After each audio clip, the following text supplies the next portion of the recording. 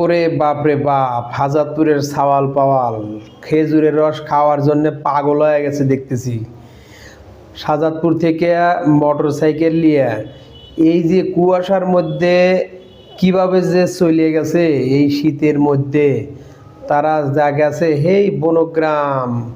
বনগ্রাম গোলামের বাড়ি গেছে রস খাওয়ার জন্যে।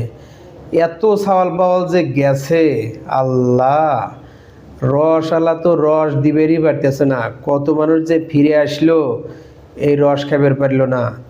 ছোটবেলার কথা মনে হয়ে গেল। ছোটবেলায় আমরা যখন গাইছেল গাছে উঠছে রস পাড়ার লেগে, আমরা তখন গিলাস লিয়া, জগ লিয়া, বালতি লিয়া গাছের নিচে খাড়া থাকছি কখন রস পাইব।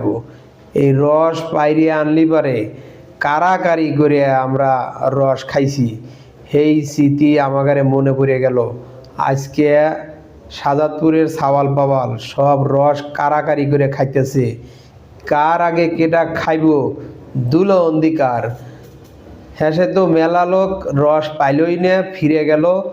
হাজারপুর থেকে এত কষ্ট করিয়া তারা ভ্যানে মোটর সাইকেলে চলে গেছিল, অথচ তারা এই রস পাইল না। রস না পায় তারা ফিরে গেল। হায় রে, রস রস শেষ। রসওয়ালা রস আজ দিবার পারে নাই। তবে রসওয়ালা খুব ভালো, কোনো পানি মিশায় না, একবারে খাঁটি জিনিস।